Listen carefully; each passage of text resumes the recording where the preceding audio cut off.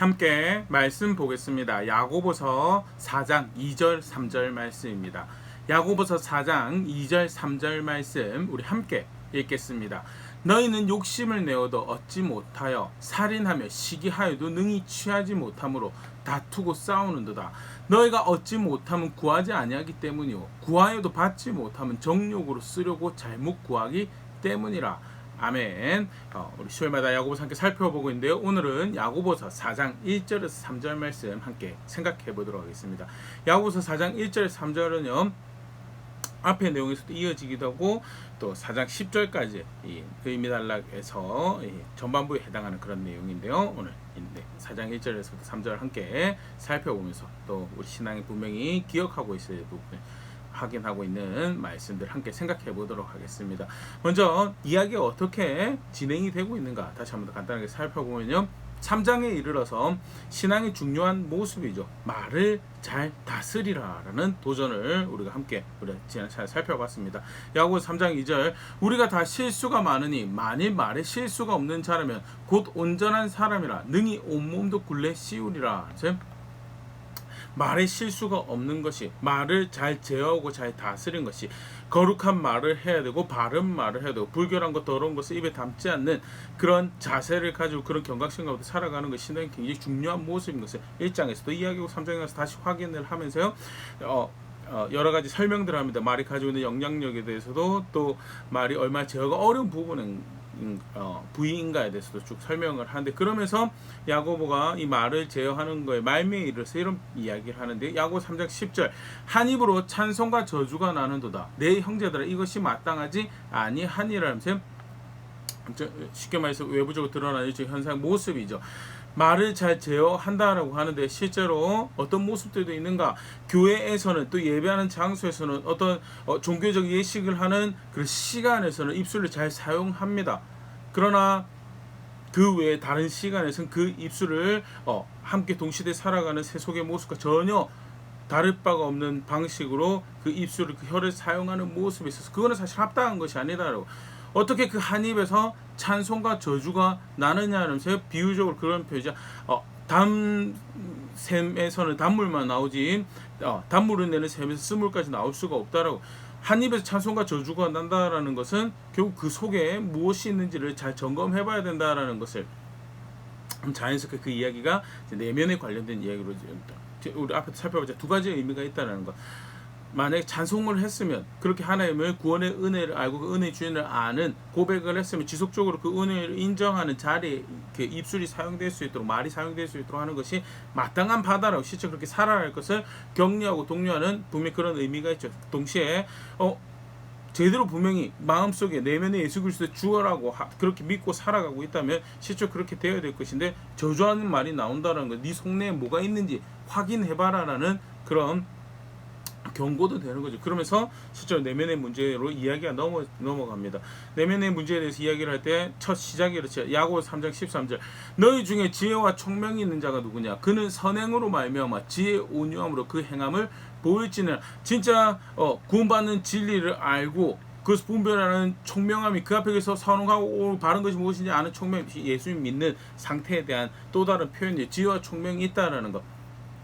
실제로 그렇게 구원받는 진리를 알고 그 앞에 거룩한 것이 무엇인지 알고 살 길이 무엇인지 안다라고 한다면 그것을 내보이는 방법으로 행함으로 겸손히 그 지혜를 살아내는 것으로 보이라라고 행함으로 그것을 마땅히 해야 된다라고 이야기하면서 이제 속내에 대한 속에 뭐가 들어가 있는가에 대한 이야기하면서 그 다음에 바로 이야기하는 것이 그릇된 마음과 생각을 가지고 있으면 그것은 진리를 거스르고 대적하는 결과를 나올 수밖에 없다는 것.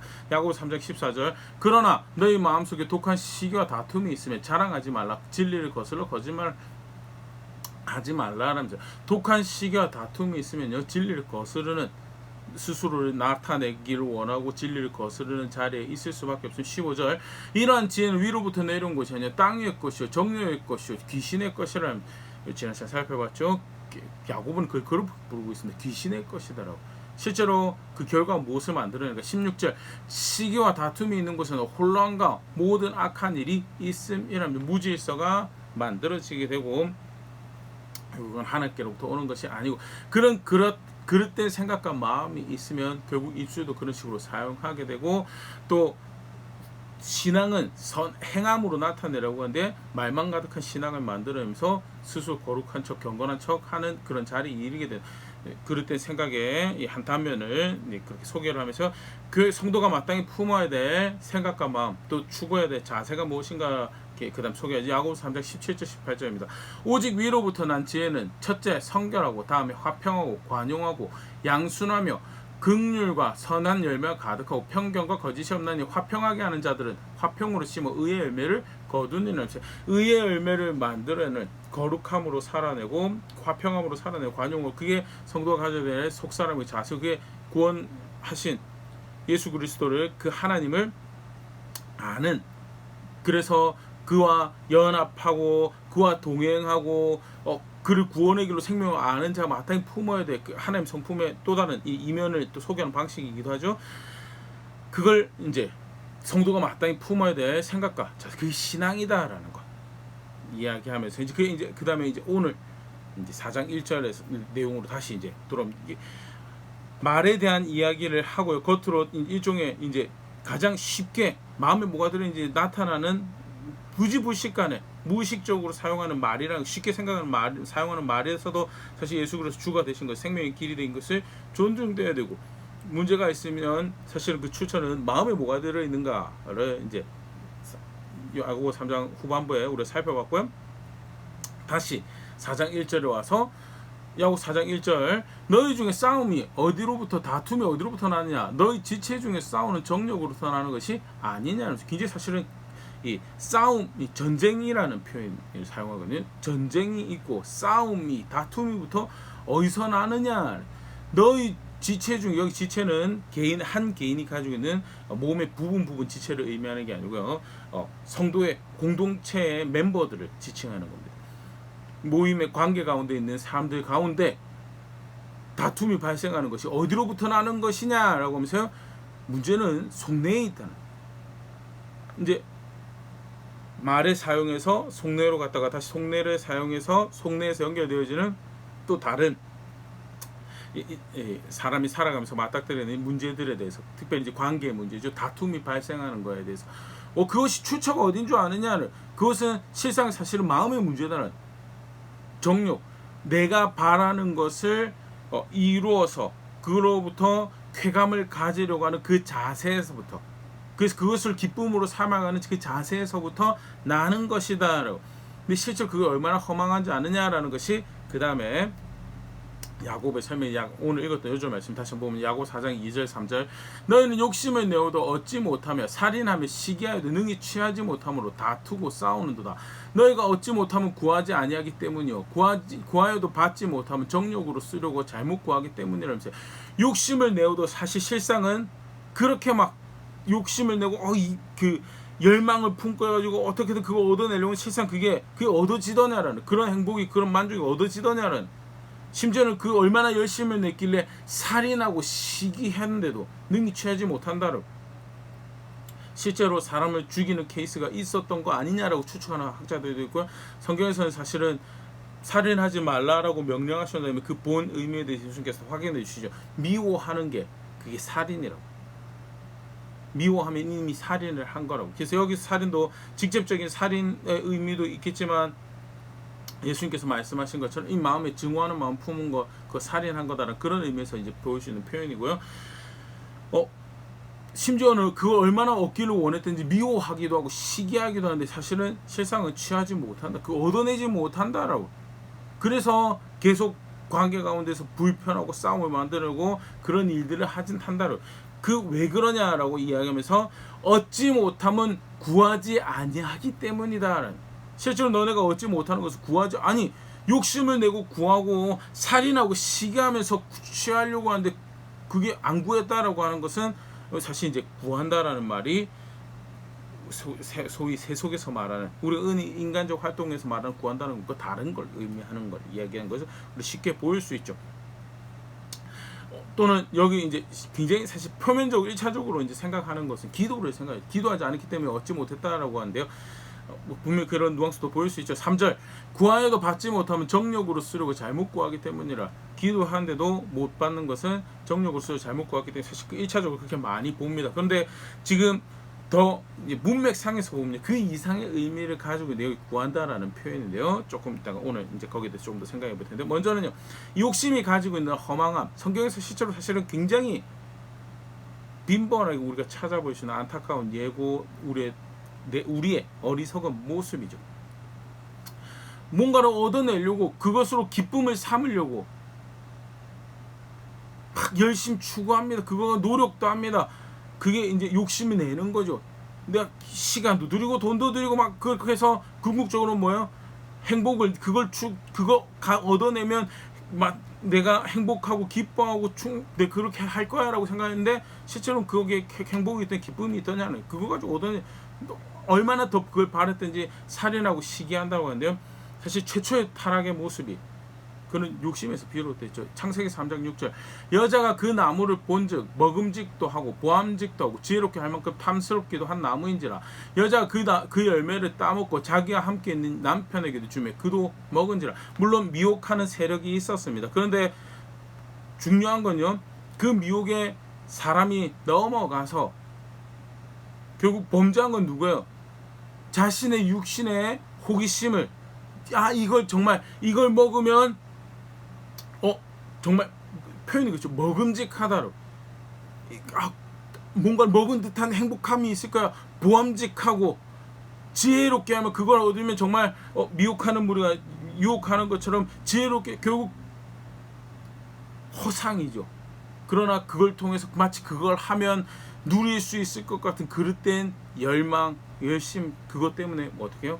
하나님이 먹지 말라고 한 나무의 열매를 실제로 사실은 굉장히 빈번하게 우리 인간 세상에서 볼 수 있는 이 그릇된 욕심의 모습이죠. 사도 요한도 사실 그 모습에 대해서 분명히 이야기하는 요한일서 2장 16절 이는 세상에 있는 모든 것이 육신의 정욕과 안목의 정욕과 이생의 자랑이니 다 아버지께로부터 온 것이 아니요 세상으로부터 온 것이라.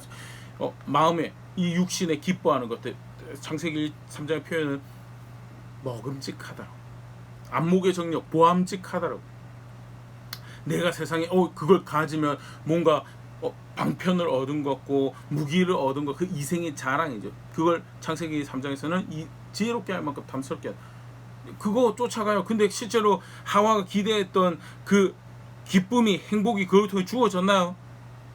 물론 과일을 선악과를 베어 물었을 때는 뭔가 맛이 있고 그렇게 생각했을 수도 있지만 결국 그 끝에 자기가 움켜쥐고자 하는 진정한 평안과 안식과 위로가 거기 있더냐는, 만족이 거기 있더냐는 없었고요. 오히려 사망이 그로 말미암아 온 인류를, 자신들뿐만 아니라 자신의 후대에 이르게 사망이 왕 노릇하는, 주인 노릇하는 그런 저주받은 시간으로 넘어가더라는, 직접적으로 낙원에서 쫓겨나게 되는 그런 일들이 발생을 했던 것이 뭐예요? 욕심을 쫓아간 그 삶의 결과 허망함이죠.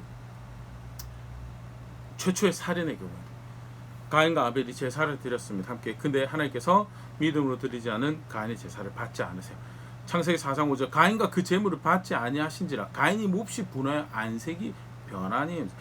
가인이 불편해요. 불편한데 하나님께서 그것을 지적하시고 네가 잘못 생각하고 잘못 반응하고 있다는 거에 대해서. 근데 가인이 불편해요. 그리고 그 욕심이 뭐예요?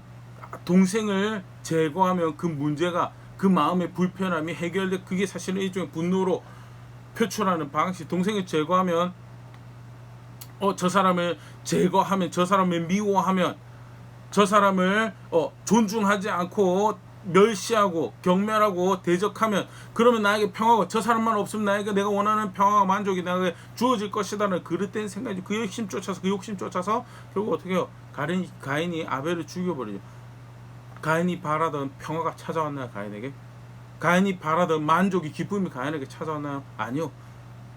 그릇된 욕심을 행한 저주가, 죄가 그에게 결국 그도 유리하게 돼서 하나님이 정착하게 하신 땅에서 또 떠나가서 더욱더 짙게 어둡게 하나님이 없는 그런 삶을 살아가는 그 결과를 만들어내게 되죠.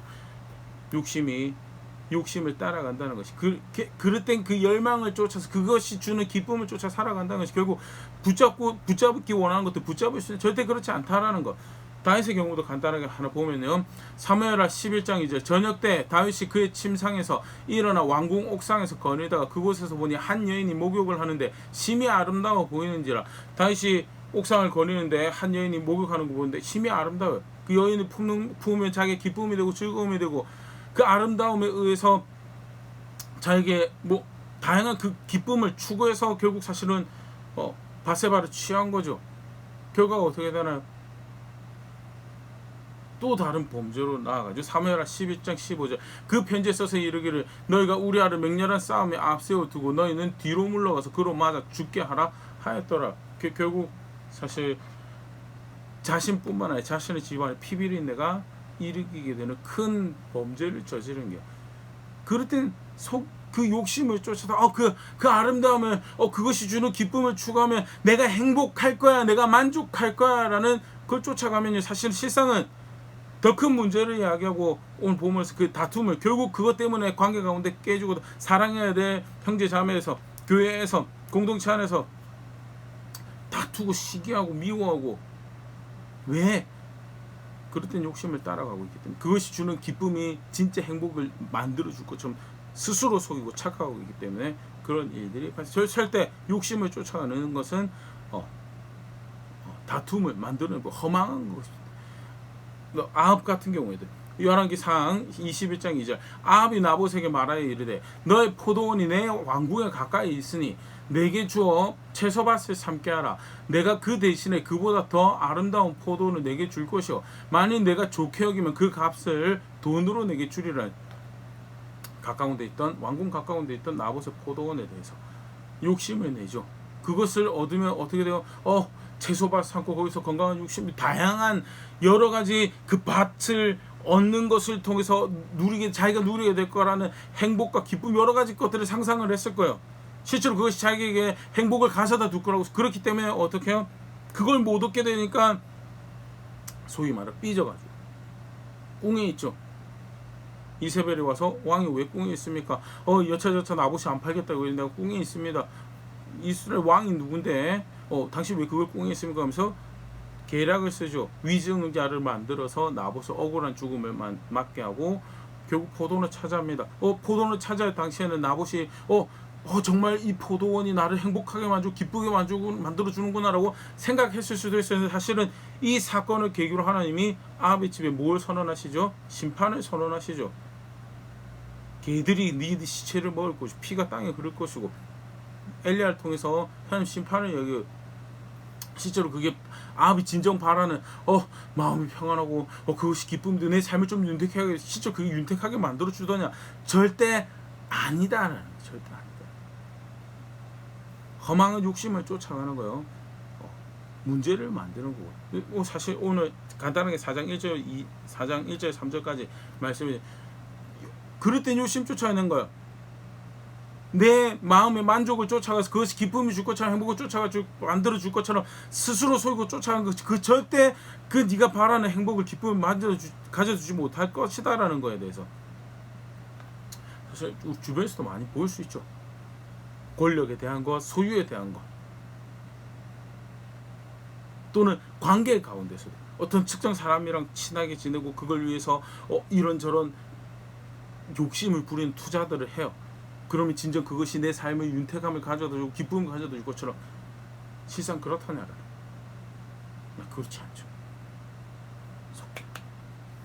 그러면서 야고보가 이야기한 것이 바르게 구하는 방법이 있다.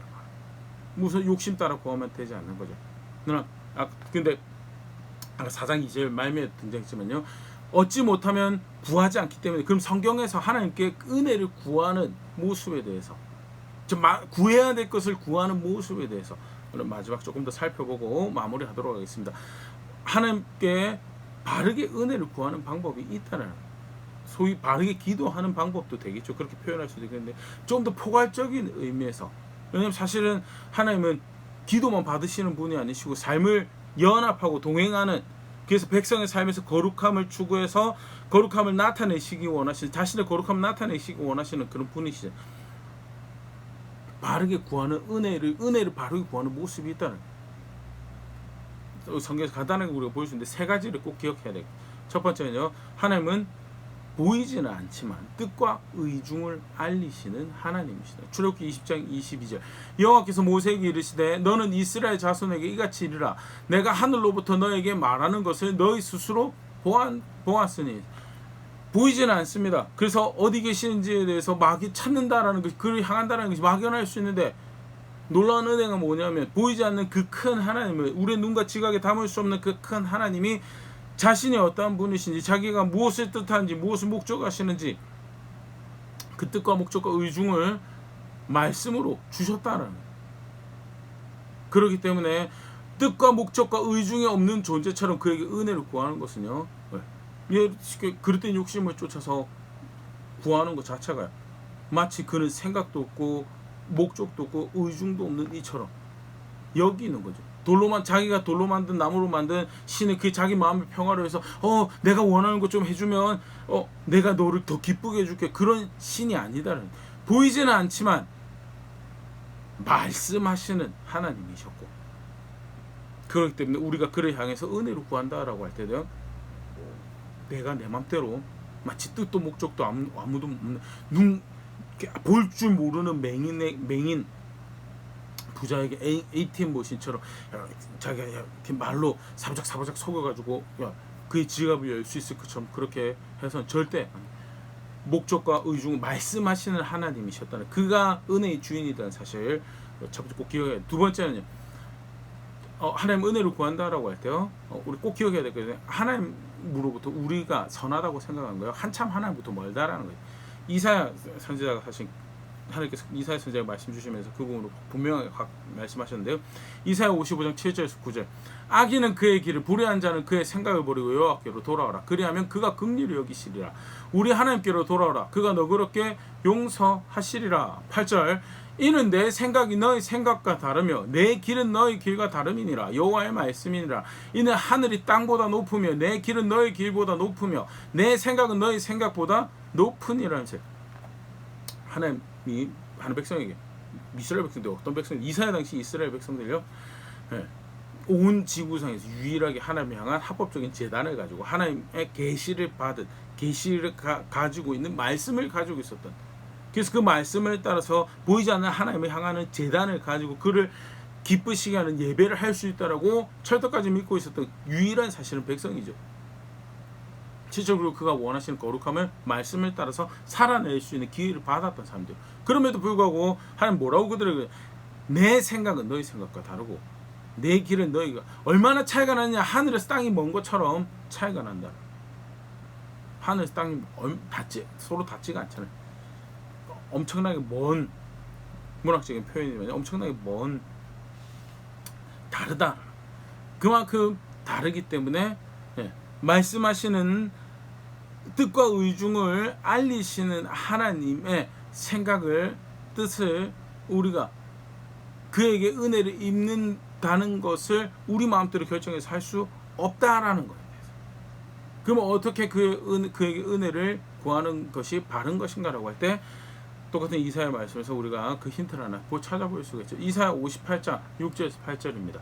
내가 기뻐하는 금식은 흉악의 결박을 풀어주며 멍에의 줄을 끌어주며 압제당한 자를 자유하게 하며 모든 멍에를 꺾는 것이 아니겠느냐.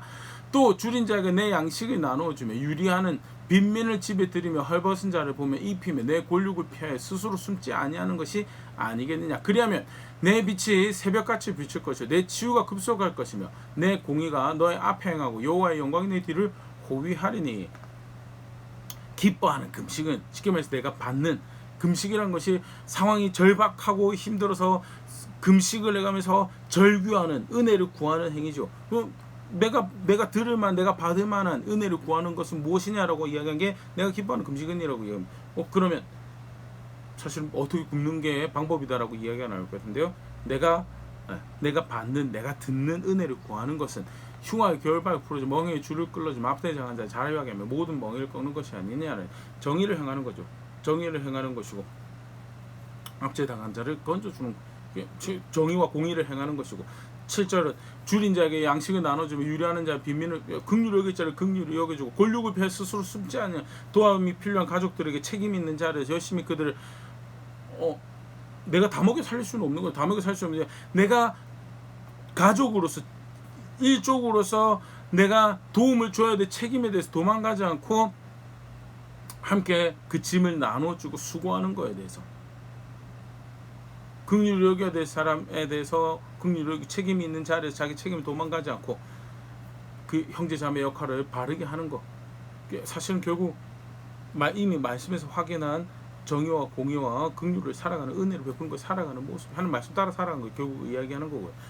그게 뭐냐? 그게 은혜를 구하는 거더라. 8절의 결과를 이야기하잖아요. 빛이 비춰질 것이고 치유와 회복이 있을 것이고 하나님이 내가 너를 보살고 내가 너의 앞에 너의 뒤에 행할 것이다라고 그게 은혜를 구하는 바. 사실 말씀하시는 하나님이 뜻과 의중을 알리시는 분이시고 그 하나님께 은혜를 구한다고 자기 마음대로 욕심대로 절대 그렇게 기도할 수 없겠죠. 내 마음의 소원은 이런 것입니다라고 유아기적 발상으로 이야기할 수 있죠. 그런데 부모가 뜻하는 것이 무엇인지 알 때 부모가 왜 그것을 금해왔는지를 알 때 억지로 그것을 더 달라라고 이야기하는 자식은요. 부모가 그걸 악하다고 굳이 그렇게 가면 그 길로 가면 안 된다고 근데 부득 우기면서 그 길로 가게 해달라고 우기는 건 사실은 부모를 존중하지 않는다라고 밖에 부모의 말로 듣지 않는다라고 밖에 볼 수 있는 거 사실 하나님과 관계에서는 그거는 하나님 존중하는 게 아니고 그렇게 하면 망한다라고 그렇게 하면 그릇된 것이 그건 그릇된 욕심이고 그거는 거룩한 것과 거리가 먼 거다라고 이야기하시는데도 불구하고 부득이 자기 마음의 소원이라고 우겨가면서 그것을 이야기하는 거예요. 사실 하나님을 존중하는 모습은 아니고 중요한 그래서 첫 단추가 말씀하신 하나님이시다는 걸 알고 그가 내 생각은 우리의 생각은 그로부터 멀다라는 것 그리고 그가 바라시는 은혜를 구하는 것은 그의 말씀을 존중해서 그것을 따르는 것이 그게 은혜를 구하는 그러면 너의 치유가 그게 본래 하나님 백성이 하나님과 연합하며 살아가면서 하나님 생명을 누리는 자리죠. 이사야서 말씀인데 사실은 이사야서 첫 장면에서 백성의 문제를 고발하시던 부분에서 이와 반대되는 상황이 사실 이야기가 됩니다. 이사야 1장 15절 너희가 손을 펼 때 내가 내 눈을 너희에게서 가리고 너희가 많이 기도할 줄 내가 듣지 아니하리니 이는 너희의 손에 피가 가득하며 너희가 많이 구해도 내가 듣지 않을 거다라고. 많이 구해도 왜 듣지 않는 너희 손에 피가 가득 무슨 말이냐 했대? 욕심 쫓아서 연약한 사람들을 탈취해서 자기 부를 삼는 거 재판이 공정하지 않고 긍휼히 여겨야 할 사람들 돌봐야 할 사람들 고아와 과부와 나그네를 돌보는 객을 돌보는 그런 일들도 없고 그런데 성대하게 제사를 하고 있어요. 그러면서 은혜를 구한다고요. 여호와의 처소에 나와서 그에게 은혜를 구합니다라고 하는 거 이게 결국 뭐예요? 욕심 따라 구하고 있는 거예요. 스스로 증명을 하는 말씀 존중하는 게 하나도 없어요. 그러니까 자기 욕심들 따라 욕심 따라 구하고 있는 게 뭘로 드러나냐? 실제로 삶에서 하나님을 하나님 말씀 존중하는 것이 하나도 없는 것으로 드러나는 거. 결국 그래서 험한 것 쫓아가다가 심판받는 게 이사야 선지자를 통해서 고발당하는 게 이사야 배경이죠. 반대로 그렇게 막 이제 외부에서도 문제가 생기고 죽을 것 같아서 금식도 하고 그랬던 정황인 것 같아. 근데 하나님 뭐라고 하시냐면 진짜 나에게 은혜를 내가 베푸는 은혜를 누리기 원하냐라고. 그러면 정의와 공의를 행하고 긍휼히 여길 자를 긍휼히 여겨줘. 그걸 내 말씀 따라서 그렇게 하라고. 내가 원하는 거 내가 뜻하는 거 하라고. 나는 너의 언약의 하나님이고 네가 그렇게 나를 너의 언약의 하나님으로 존중할 때 내가 너의 언약의 하나님이 되어줄 것이다라는 것을 분명히 확인하는 게 오늘 말씀이죠. 실제로 사실은 성경 전체를 관통하는 은혜를 구하는 모습이죠. 어떻게 기도할 것인가? 마땅하죠. 말씀대로 보이지 않지만 뜻과 의중을 알려주신 하나님 계시고 내 생각 뭐니까 내가 옳다고 생각하는 것보다 하나님 말씀 하나님 뜻이 이루어지길 위해서 기도하고 나아가서 실제로 그렇게 기도한다면요. 실제로 그게 입술로 청원하는 것이 그렇게 된다면요. 삶을 그렇게 실제로 살아가는 자예요. 그게 바르게 청원하는 모습. 야고보가 이야기하고 있는 이제 이 이야기의 배경에 이런 이해가 있고 이런 이해 가운데 다시 신약교회 성도에게 야고보 이야기를 하는 거죠. 왜 다툼이 있고 왜 문제가 있는 줄 아느냐? 정욕조차 험한 것 쫓아 살아가는 방식으로 살아서 그 험한 것을 쫓는 내면의 자세를 가지고 관계하고 말하고 있기 때문에 그런 일이 발생을 한다라고. 그 얼마나 허망한 줄 아니? 그 욕심 따라서 얻고자 거 얻으려고 얻어준 줄, 심지어는 그걸 위해서 살인하고 시기하는데도 그래서 다툰다라고. 그러면서 이야기하는 것이 구하지 아니하기 때문에, 바르게 구하는 것이 아니기 때문에, 바르게 구하지 않는 그 다음 모습을 이야기하는 게 정욕 따라 구한다라고. 결국 이 욕심 따라간 속내에 뿌리를 내리고 있는 구함을 하기 때문에 그런 결과가 만들어진다는 문제를 제기하고 버려야 될 자세에 대해서 다시 교회와 성도들이 확인하고 있는 그런 말씀을 함께 살펴봤는데요. 나는 어떻게 살아가고 어떤 은혜를 구하고 어떻게 은혜를 구하고 있는 것이죠. 그리고 그것은 내가 어떤 신앙을 가지고 있는 것을 나에게 확인시켜 주는가. 오늘 말씀 없이 다시 한번 좀 생각해 보셨으면 좋을 것 같습니다. 다양하게 여러 가지 어려운 소식들이 많이 들려오고 있습니다. 전쟁도 있고요. 그것 때문에 발생하는 에너지 문제도 있고 식량 문제도 있고 그것도 더불어서 질병과 관련한 문제도 있었기 때문에 굉장히 여러 가지로 환경이 살아가는 상황이 어려운 이야기들이 많이 들려오고 있습니다. 더더욱 은혜 구할 일들이 많죠. 그 가운데 정신을 잃지 않도록, 마음을 잃지 않도록, 욕심의 세속의 걱정에 휩쓸리지 않도록 은혜를 구해야 될 것들이, 기도를 해야 될 일들이 많이 있죠. 근데 뭐가 교회로, 성도로 열시형을 가지고 싸워가야 될 문제이고 바른 자세이고 은혜를 구하는 모습인가? 나는 어떻게 실제로 은혜를 구하고 있는가? 아무런 목적도 없고 의식도 없고 기준도 없는, 마치 돌로 만들고 나무로 만든 신에게 기도하는 것처럼 내가 이야기하고 싶은 대로 이야기하면서 들어달라고 하는 그런 신앙의 고백들을 하고 있다면요, 그래서 우리 다시 한 번 더 정직하게 고민해 볼 수 있으면 좋을 것 같고요. 마땅히 품어야 할 자세가 있고 실제로 그렇게 살아내는 삶의 모습, 신앙이 있다라는 것, 가르치시는 대로 걸음걸음 내딛으면서 누구를 통해 구원받고 어디가 은혜의 소망이 있는지에 대해서 실제로 분명하게 고백하는 자리에 있는 우리가 그렇게 함께 성장하는 교회가 될 수 있으면 좋을 것 같습니다.